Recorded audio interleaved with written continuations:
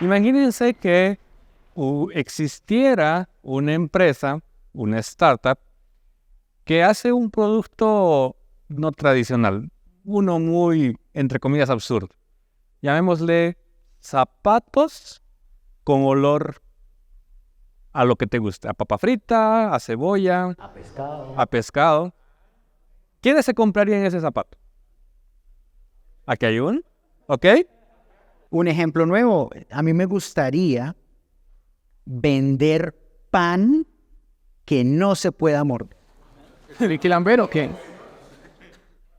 No sé, pero no se puede morder. Y a mí me gustaría, pues, camisetas que abriguen, que den calor al cuerpo, pero sean completamente transparentes. Ah, sí se puede, ya está. Las de plástico. Pero eso no abriga. Vamos a hacer lo siguiente. Con las personas que están muy cerca de ustedes, no vale buscar a los que conocían. Van a formar un grupo de 5 personas. ¿Ok? Y tienen 3 minutos, solo 3 minutos, para armar la idea de la startup absurda que van a construir el día de hoy. Ya pueden hacerlo para que se puedan organizar mejor. ¿Listo?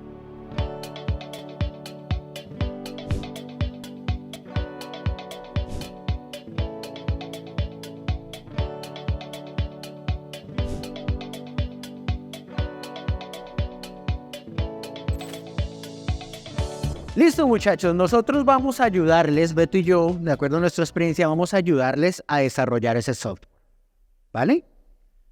¿Y cómo lo vamos a hacer? Vamos a hacerlo con un adecuado ciclo de vida del desarrollo de software de esa idea innovadora que tienen, ¿ok? ¿Qué es lo que vamos a querer que hagan ustedes? Cada uno del equipo, desde su celular o en una hoja de papel, lo que sea, van a ir anotando cada uno de los temas o los tópicos que vamos a ir hablando acá para que lo vayan aplicando en su idea. ¿Listo? Entonces, si nosotros vamos a hablar de un punto X del ciclo de software, mantenimiento. Entonces, ustedes anotan las ideas principales y cómo lo van a aplicar para sacar esa startup adelante y volverse el próximo unicornio latinoamericano. Bien, entonces comenzamos. Comenzamos con el ciclo de vida del software. Uno de los puntos que a mí honestamente más me duele, se me dificulta hacer dentro del ciclo de vida. Y es hacer un buen requerimiento. ¿Qué te parece a ti? Bueno, los que han trabajado ya en software saben que generalmente el que pide no se hace entender. Y el que tiene que hacerlo no entendió lo que tenía que hacer y lo hace muy diferente a lo que el cliente o jefe o sea quien sea está esperando que lo haga. ¿A quién le ha pasado? Lloremos juntos, ¿no? Entonces, ¿cómo podemos hacer para que este proceso no se vuelva tan aburrido y sobre todo, siendo tan crítico dentro del ciclo de vida del software, cómo podemos hacer para que sea un poco más amable y nos permita crear un mejor resultado? ¿Vale? Para eso, lo que nosotros vamos a hacer es crear unos documentos. ¿Qué documentos hay? Hay muchos documentos y depende de la metodología, porque hoy en día estamos en la moda de las metodologías, ¿no? PM, Scrum, todas las metodologías ágiles, etcétera, etcétera. Sí, y algo que tienen que considerar es que no lo vamos a llevar a un terreno burocrático, pero lo que sí tampoco podemos negar es que de acuerdo a la naturaleza del proyecto en el que estén, van a hacer ciertos documentos y tal vez van a hacer otros documentos en otro proyecto y tal vez en un proyecto propio o en una empresa propia ustedes puedan obviar ciertos documentos. Entonces, nosotros lo que queremos es darles una visión amplia, pero no significa que si ustedes van a hacer un proyecto muy pequeñito que duraría, digamos, unas 2 o 3 semanas, se van a poner a planificar todos los documentos que vamos a mencionar. Entonces, lo que necesitamos es que ustedes tengan el criterio suficiente para determinar, de acuerdo a su proyecto, ok, proyecto sí me sirve, este y este no, este otro sí, y así.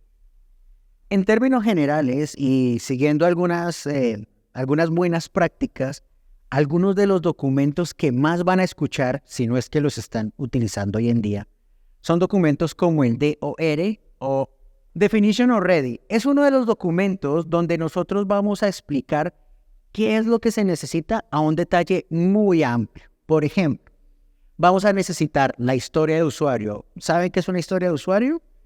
En términos generales es quién quiere qué y para qué. Eso es en términos generales. Por supuesto que eso tiene muchísimo más de fondo, pero es, por ejemplo, les voy a dar una historia de usuario pequeñita. Yo, como panadero, necesito crear pan que no se pueda morder para que las personas puedan disfrutarlo durante más tiempo. Eso es una historia de usuario. Estoy diciendo quién, qué y para qué. También tenemos UX, la experiencia de usuario. ¿Qué es lo que se quiere que el usuario haga? ¿Cuál va a ser el flujo? ¿Cómo va a ser ese comportamiento que tenga el usuario sobre ese componente del sistema? ¿Vale? Otro componente muy importante, los stakeholders. ¿Quiénes son aquellas personas involucradas dentro de ese proceso? Y pueden ser no solamente personas técnicas o usuarios del sistema, sino a quién se le reporta, quienes están interesados en que se realice A o B, ¿cierto? Ahí tenemos que definir cuáles son esos stakeholders. Y el último punto que podríamos tener en cuenta para estos Definition of Ready es el peso. ¿Qué es el peso? ¿Cuánto podemos nosotros gastarnos para terminar desde principio a fin, para cubrir toda la historia de usuario con experiencia de usuario, stakeholders, todo? ¿Cuánto podríamos gastar para dejarlo listo? Estamos hablando de todos los recursos alrededor del proyecto. Dinero, y en especial lo vamos a resumir en 3. Dinero, personas y tiempo. ¿Sale? Genial. Sigamos con otro documento. Definition of Done. ¿Cuándo vamos a decir nosotros que todo lo que definimos en el documento de Definition of Ready, ¿cuándo vamos a decir ya está? Listo. ¿Cuándo? ¿Qué es lo que tenemos que evaluar o probar para decir ese documento ya está? ¿De acuerdo a todo lo que definimos arriba? ¿Sí o no? Perfecto. ¿Quiénes lo usan? ¿Quiénes van a usar ese sistema? ¿Quiénes van a usarlo y cómo lo van a usar? Necesitamos saber eso específicamente. Muchas veces el sistema está orientado a que lo use el dueño de un negocio. Muchas veces lo van a utilizar el cliente final, o sea, el que le compra al negocio. Entonces, ¿sí se entiende esa diferencia? Entonces, ustedes tienen que saber específicamente quién va a usar el sistema. Y la interfaz y todo lo que vamos a ver más adelante, obviamente va a estar orientado a ese usuario.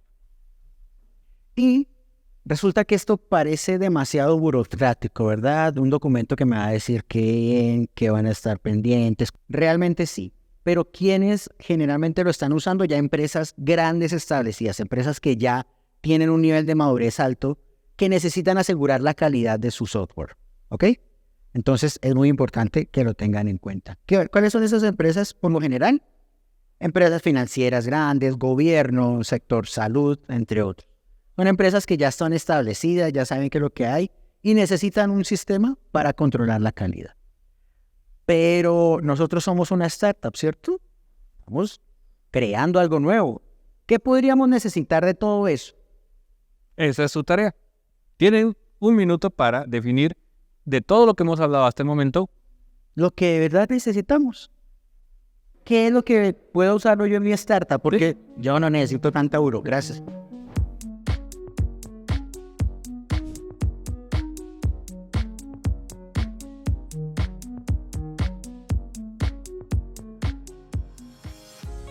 Domina las carreras del futuro y trabaja en cualquier lugar del mundo sin salir de casa. Miles de personas han aumentado sus ingresos, encontrado su primer empleo o creado su propia empresa estudiando en EDT. Tú puedes ser el próximo. Comienza a estudiar gratis en ed.team/cursos y descubre por qué en español nadie explica mejor que de ti. Listo, muchachos, ya tenemos nuestros requerimientos, ¿vale? Perfecto, vamos a hacer el siguiente paso. El análisis. Antes de empezar a echar código o a echar diseños, tenemos que sentarnos a analizar lo que vamos a hacer en el proyecto. Pero el análisis no termina, o sea, no es solamente una fase previa a lo técnico. También es un continuo desarrollo a lo largo del proyecto.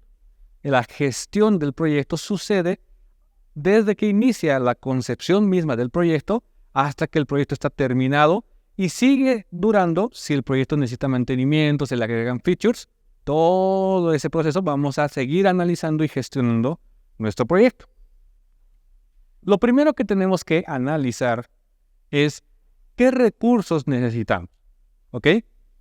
¿Cuántas personas necesitas para este proyecto? En el primer punto, en los requerimientos, nosotros le habíamos dado un peso a cada historia de usuario, a cada requerimiento y demás. A partir de ahí, tú ya vas a poder definir un global, ¿no? Ya tienes todas las historias de usuario, todos los requerimientos muy claros y demás. Entonces, si tú tienes los pesos de cada uno, puedes reconocer cuánto necesitas en tiempo, cuánto necesitas en dinero y cuánto necesitas en persona. Esto te va a ayudar, obviamente, a tener algo muy importante, que es la estimación de tiempo que vas a durar haciendo el proyecto, la cantidad de gente que necesitas, pero por sobre todo, cuánto te va a costar. ¿Por qué? Porque si el proyecto es para un tercero, obviamente ese tercero quiere saber cuánto le va a costar, cuánto le vas a cobrar, ¿no? Y muchas veces es el principal problema que tenemos, porque como desarrolladores, como somos unos genios, siempre le ponemos un peso muy bajito y decimos que el proyecto va a durar un mesecito, ¿verdad? Y llega Navidad y seguimos codeando mientras el pavo esté en el horno, porque el proyecto no se termina nunca. Y en lugar de haber cobrado, llamémosle $1,000 en un mes, cobramos $1,000 en un año, ¿verdad? Entonces, si tú tienes muy claros los requerimientos, también el tema de presupuestos y recursos va a ser muy claro. Sí, no siempre se da. Es muy difícil que tú digas que se va a demorar 3 semanas y 2 días y lo cumplas.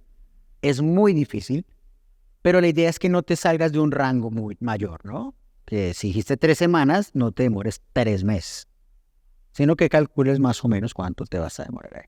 En nuestra experiencia, lo que les aconsejamos es utilizar una fórmula y es que has sumado todos tus pesos y determinaste que vas a durar 100 días, digamos, multipliques esos 100 por entre 1.2 y 1.5, ¿ok? Y ese recién sea el tiempo exacto que tú, no exacto, perdón, el tiempo aproximado que tú vas a durar haciendo el proyecto.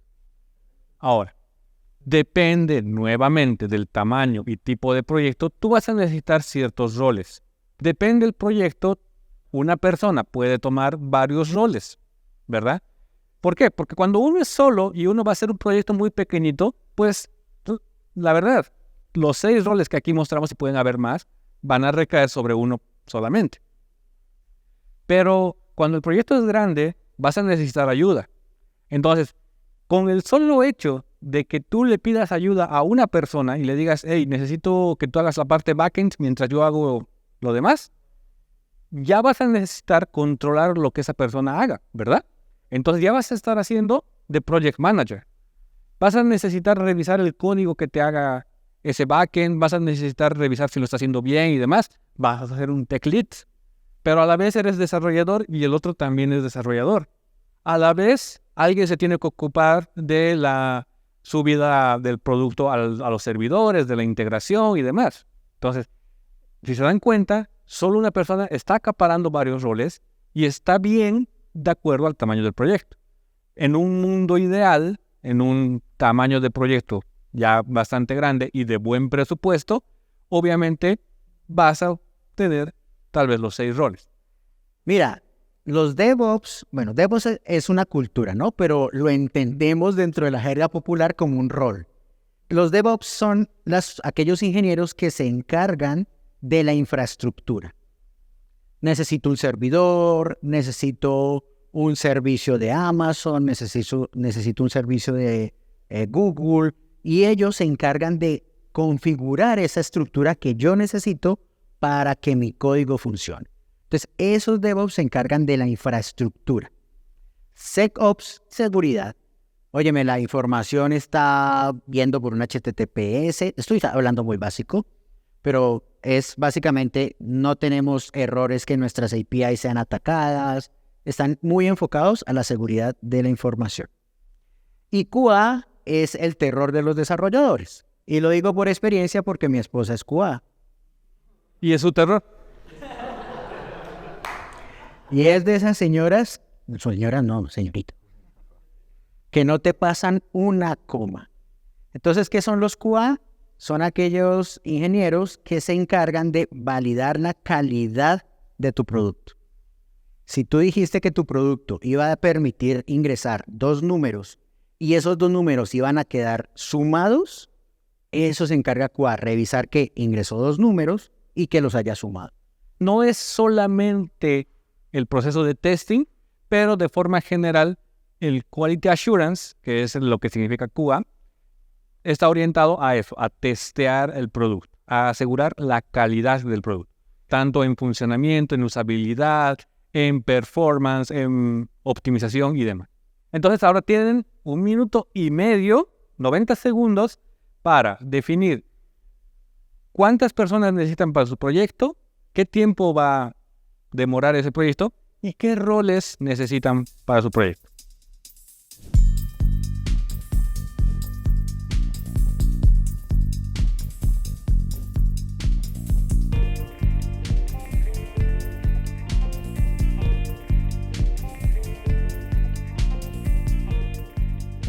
Muy bien, vamos a seguir acá, tranquilos. Ahora, yo les había hablado de que el proyecto tiene que gestionarse durante toda su existencia, desde la concepción hasta el fin de los días. Para eso, les vamos a dar un consejo que lo pueden ver en nuestros cursos que los dicta Álvaro de gestión de proyectos. Y es que ustedes sí o sí, no importa el tamaño de proyecto que sea, necesitan por lo menos 3 herramientas para gestionar el proyecto. Una herramienta de gestión de tareas y desde un simple listado con post-its pegados en su pared, de acuerdo nuevamente al tamaño del proyecto, pero pues obviamente nosotros somos de tecnología, pero hay herramientas un poquito más avanzadas. Trello que te permite ya mover las tareas de una fase a otra, pero hay un poco más allá. Nosotros en EDTeam usamos Asana, y Asana es un gestor de proyectos muy versátil que te permite gestionar de forma muy organizada diferentes áreas de la empresa, diferentes proyectos. Es un gestor multiproyectos. Una tarea puede estar en diferentes proyectos y demás. O sea, es muy versátil. Si el proyecto es muy grande y el presupuesto lo permite, Asana es una excelente opción. Pero no puedo dejar de mencionar Jira, que es de la empresa Atlassian, y en especial los que trabajan en agencias de desarrollo seguramente se van a encontrar en algún momento con Jira. No importa cuál uses, obviamente de acuerdo a tu proyecto, pero no puedes obviar este punto. El siguiente es la documentación. Necesitamos plasmar esos requerimientos, plasmar cómo lo vamos a hacer. Aparte de eso, tenemos que documentar todo ese análisis que hemos creado en los pasos anteriores y documentarlos en un buen sitio. Definitivamente yo creo que la mayoría sabemos cuál es la herramienta, ¿no? Notion, ¿verdad? De verdad que es una herramienta que ha crecido muchísimo. Incluso creo que ahorita quiere también crear proyectos ahí mismo. Bueno, no sé si estará a nivel de un Jira o de una Asana, pero para documentación sí es excelente. Es de las mejores herramientas para documentar. Entonces ahí ya tienen una. Y por último, comunicaciones. Necesitas comunicarte con tu equipo y más hoy en día que estamos trabajando remoto la mayoría del tiempo. Herramientas de comunicaciones que me regalen rápido. WhatsApp. Los que dieron WhatsApp, hagan el favor y se salen. Miren, honestamente, WhatsApp es la mejor herramienta para tu familia y tus amigos. No utilicen WhatsApp para trabajar. Horrible. No solo por la poca eficiencia, sino porque te quita libertad de vida. El WhatsApp lo tienes todo el tiempo, mientras que un Slack lo puedes silenciar. ¿Ok? Ojo con eso. Entonces WhatsApp no. Otra. Slack es una herramienta muy buena, realmente muy buena para comunicación, porque ahí podemos tener un historial de todo lo que se ha decidido, hilos, puedes subir documentos, es una herramienta súper chévere. Pero me falta una. Nos falta una herramienta de comunicación también muy importante, y es que no siempre vamos a estar hablando por texto, comunicándonos, perdón, por texto, sino también Meet o Zoom. A mí personalmente me gusta mucho Google Meet. Cuando trabajo con personas de otros países, activo el closed caption y aunque no les entienda, les leo. Y ahora está traduciendo en tiempo real, o sea, es una herramienta genial. Esto no está pagado por Google, ojalá nos pague. Bueno, ya hemos terminado entonces de analizar el proyecto, ya sabemos cómo lo vamos a gestionar. Ahora sí, vamos a meter las manos en la masa. Vamos a empezar por la interfaz de usuario y por la experiencia de usuario, la UI y UX. Vamos a identificar principalmente 3 etapas en UI y UX. La primera es precisamente, otra vez, analizar qué realmente quiero plasmar de las necesidades del usuario en el producto. Para eso yo necesito hacer una investigación, un research. Para eso también existen varias metodologías que ya en un curso de UX ustedes podrían aprender, como por ejemplo hacer encuestas a los posibles usuarios, entrevistar a los posibles usuarios, entrevistar a las personas que van a utilizar el sistema, entender cómo ellos se relacionan con los sistemas actualmente. No es lo mismo hacer un sistema para personas que están 100% familiarizadas con usar computadoras, que hacer un sistema para una señora que tal vez quiere modernizar la gestión en su tienda de barrio y es la primera vez que va a usar un sistema. Entonces, sí o sí, la interfaz va a tener que ser mucho más sencilla para esa señora, pero para una persona que ya está familiarizada con usar sistemas, hasta le puedes agregar cierta dificultad, sabiendo de que la curva de aprendizaje no le va a causar dolor, ¿no? Entonces, toda esa primera etapa es la investigación, entender exactamente qué quiero plasmar en el producto. Luego de entender todo eso, ustedes pasan a plasmar eso en, llamémosle, maquetas de puras líneas, o se llaman diseños en baja fidelidad, ¿ok? Entonces, muy comúnmente también llamados los wireframes. Para los que no están familiarizados, yo lo puedo explicar como un arquitecto. Un arquitecto te muestra el plano de una casa. Entonces, el plano de una casa generalmente está como visto desde el cielo, ¿verdad? Y ahí tú lo ves simplemente en líneas y ya, sin color, sin mucha decoración ni nada, o sea, simplemente líneas negras sobre papel blanco y ya, y eso es lo que se necesita para entender dónde va a estar distribuido el baño, la cocina y demás. Entonces ya con eso tú lo entiendes. Pero hoy en día está muy de moda que tú también quisieras ver ya cómo realmente va a quedar tu casa, ¿verdad? Y te lo muestra el arquitecto en 3D, hasta te hace un tour virtual, te hace un renderizado de cómo va a quedar tu cocina, tu baño, tu cama, etc. Entonces, ese ya es un diseño de alta fidelidad. Él te está prometiendo así realmente va a quedar tu casa.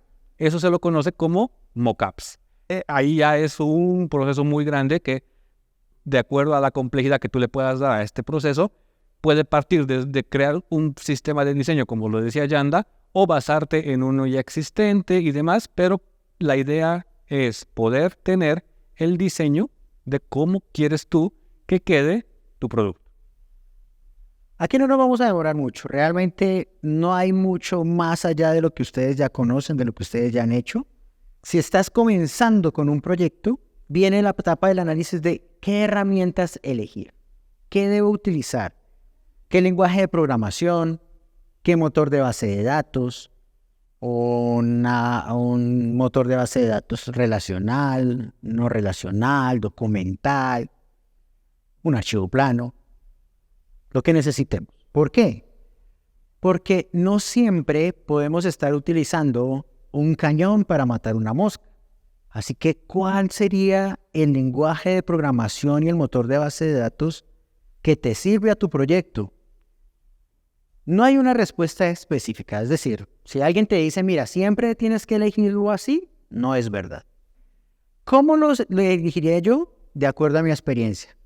Preguntándole a mi equipo cuál es su lenguaje de programación en el que más se sienten expertos. Si tengo un equipo de programación experto en Python o que se siente muy bien trabajando en Python, no tengo mucho que escoger. Los llamo, les digo, vamos a trabajarlo en Python y arrancamos. ¿Qué motor de base de datos? Hay que evitar el hype. Cuando nació MongoDB, todo el mundo quería pasarse a MongoDB. Y a los 5 meses todo el mundo se devolvió. Porque vienen solamente de hype. Es decir, es que esto es súper rápido y es que necesitamos algo que sea súper rápido. Y realmente, ¿cuál será la diferencia? ¿30 milisegundos contra 60? Suena que es el doble, pero el ojo humano no ve sino a 60 más o menos. No sé, 60 frames por segundo, es algo así. Entonces, realmente vale la pena que ustedes utilicen una base de datos así, que les va a traer más dolor de cabeza. ¿Qué tal si los combinamos? ¿Qué tal si utilizamos una base de datos relacional donde pueda relacionar alguna información y donde dentro de esa misma base de datos relacional meta documentos o documentos tipo JSON?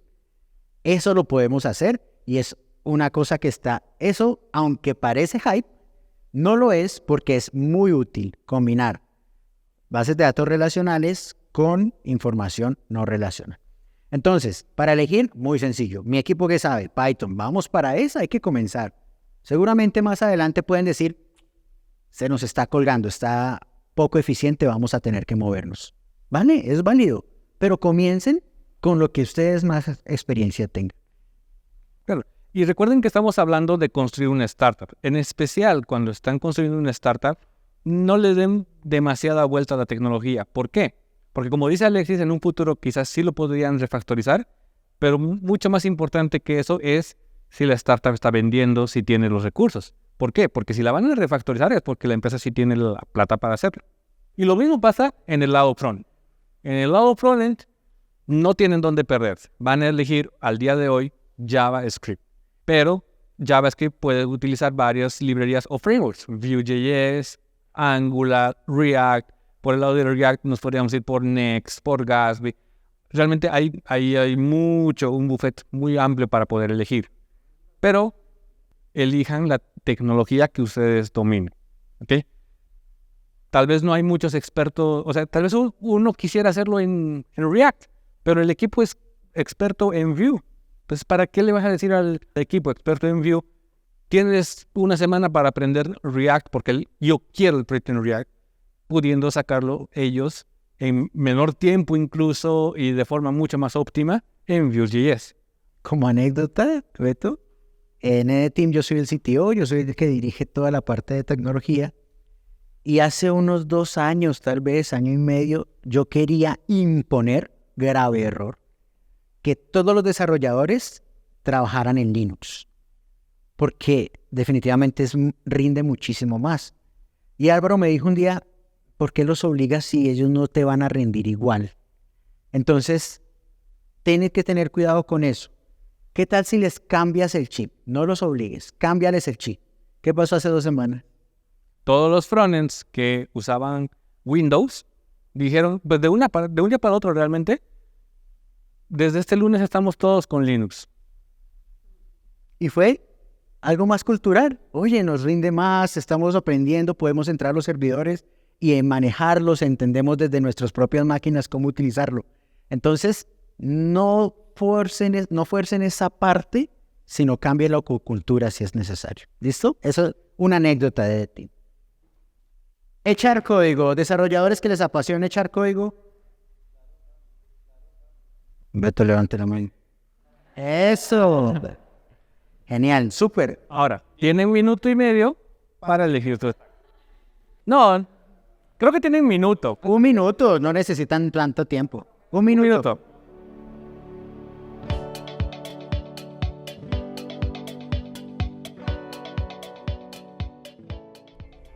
¿Eres estudiante de instituto, colegio o universidad? Postula a una beca en ed.team/becas y estudia en EDTeam con 50% de descuento. Es tu momento de comprobar por qué en español nadie explica mejor que EDTeam. Listo, vamos a continuar. Bueno, les vamos a dar unos consejos de código. No les vamos a explicar todo porque esto ya creo que lo conocen y más bien vamos a darles unos consejos para que los tengan en cuenta.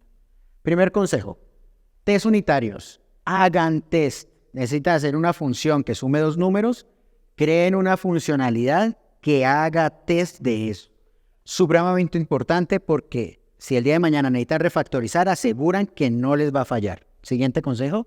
Creo que está de más, pero utilicen Git y elijan o GitHub o GitLab, pero utilicen sí o sí. Una cosita ahí de GitHub y GitLab. Siempre hagan code review. Siempre. Revisen el código a sus compañeros para que puedan ver que está cumpliendo con lo que es y que es un código bonito. Despliegue. Al principio seguramente todo lo van a hacer a mano. Copy-paste al servidor. Copy-paste al servidor. Pero tienen que estar pendientes de que necesitan automatizar. El despliegue es uno de los puntos más críticos y te puede demorar muchísimo. Siguiente. ¿Qué es CI/CD? Bueno, integración continua y despliegue continuo, donde automatizamos esos tests que escribieron arriba.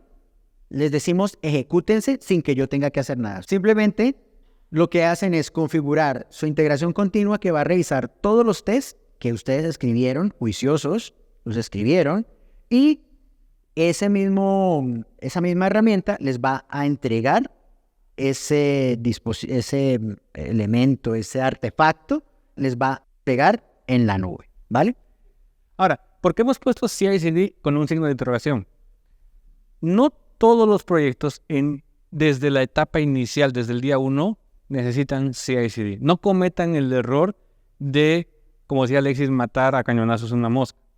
Si tienen un proyecto muy pequeñito, pues empiecen también haciendo copy-paste, desplieguen manualmente y demás. Ya mientras el proyecto va avanzando, ustedes verán la forma de desplegar de forma automática. Pero, pues empiecen. Ahí háganse la pregunta, ¿estoy gastando recursos eficientes al implementar o al no implementar CI/CD?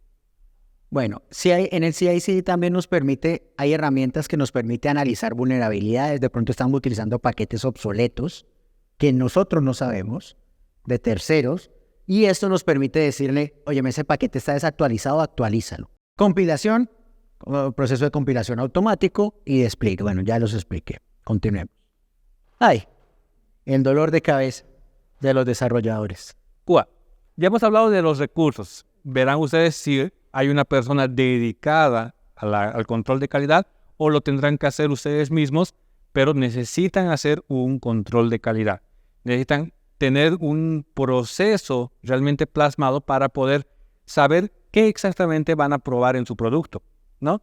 Y nótese la diferencia muy clara entre que una cosa es testear el código y otra cosa es testear el producto. Testear el producto es que ya, lo tengo desplegado tal vez en un ambiente de desarrollo, en un ambiente stage. Ahí lo voy a usar, lo voy a probar, me voy a comportar como un usuario. Es más, puedo buscar posibles usuarios que quieran probar mi producto en una versión beta y demás. Entonces, necesito yo encontrar mi proceso para garantizar que mi producto cumple con la calidad esperada. Y por último, el mantenimiento. Viene uno de los procesos más complejos de todo, porque nosotros creemos que cuando entregamos un producto, nos liberamos de él y podemos comenzar otro. Bueno, puede que puedan comenzar otro, pero viene un mantenimiento. Esto no es opcional, esto no es que lo escojamos, porque el mantenimiento no es solamente corregir errores. En los mantenimientos nosotros vamos a corregir errores o bugs, vamos a encontrar issues, que son incidencias o cosas que no se habían planificado durante el proceso de análisis, mientras que se levantó el requerimiento. Son algo que en inglés se llama como edge case, como esos casos borde, que nunca tuvimos en cuenta que son casos poco frecuentes, pero que existen. Entonces ahí también tenemos que hacer mantenimiento. porque no es el resultado esperado. Pero hay una tercera parte de ese mantenimiento que es, bueno, ya hablamos de bugs y ya hablamos de issue, y es nuevas características. Aunque esto puede generar un nuevo proyecto, en realidad el mantenimiento es mantener el servicio funcionando y que cumpla con lo que requiere el cliente. Entonces esas nuevas características también van dentro del mantenimiento, porque tú ya creaste el proyecto, ya hiciste la arquitectura, ya tienes la documentación, ya tienes todo eso, pero necesitas crear nuevas features. Así que esta última parte es como, aunque es el final del ciclo de vida, es como un final infinito. Un ciclo sin fin. Un ciclo sin fin. Entonces aquí tienen que tener mucho cuidado porque cuando tú cotizas un proyecto, bueno, estaba hablando de como un freelancer, estás cotizando un proyecto, tú dices, me demoró 3 meses en hacerlo. ¿Qué pasa después de los 3 meses, Beto? Lo entregaste bien. Bueno. ¿Viene? Y Pero hay que mantenerlo otra vez. hay que mantenerlo porque te van a llamar y, óyeme, esto falló. Viene el mantenimiento. Por eso en muchas cotizaciones nosotros decimos, te cuesta tanto y de ahí para adelante te voy a cobrar un soporte de horas o, bueno, depende, si eres mi mejor amigo te voy a cobrar más poquito o más duro.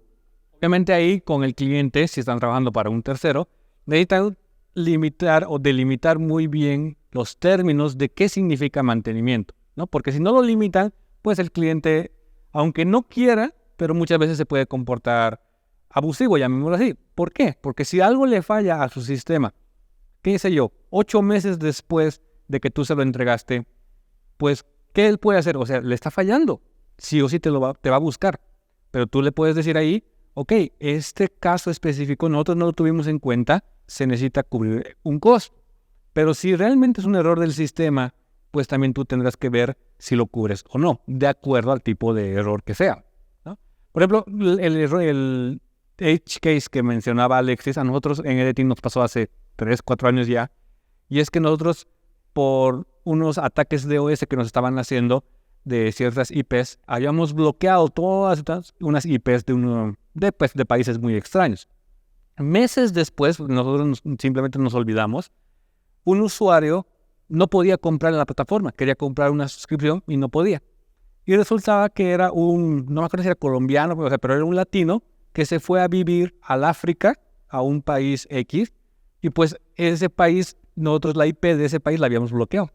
Entonces, ni nosotros mismos hubiéramos, entre comillas, adivinado que se iba a pasar. Pero puede pasar. Y hay que estar atentos a ese tipo de casos. Ya hablamos de la parte de siendo freelancer, pero volvamos a la parte de startup. Nuestro producto sí o sí va a necesitar mantenimiento. Va a necesitar nuevas cosas. Va a necesitar estar mejorándolo y refactorizándolo todo momento. ¿Por qué? ¿Qué nos pasa? En Editing nos pasó muchas veces donde las máquinas réplicas que les comenté al principio en la mañana crecían demasiado. Y nosotros decíamos, ¡hey! Qué chévere, estamos vendiendo mucho. Y en realidad habíamos hecho mal el código y teníamos un select que repetía otro select, que repetía otro select, que repetía otro select. Y eso hacía consumir memoria. Entonces hay que hacer mantenimiento porque muchas veces necesitamos salir ya. Perfecto, salimos, funciona, sí, qué bien. Cuando vemos errores, ese tipo de errores también tenemos que mantenerlos. Tenemos que volver a ese código que escribimos hace 6 meses, hace un año, revisar qué pasó y mejorar. Aquí terminamos con ese ciclo infinito del ciclo de vida.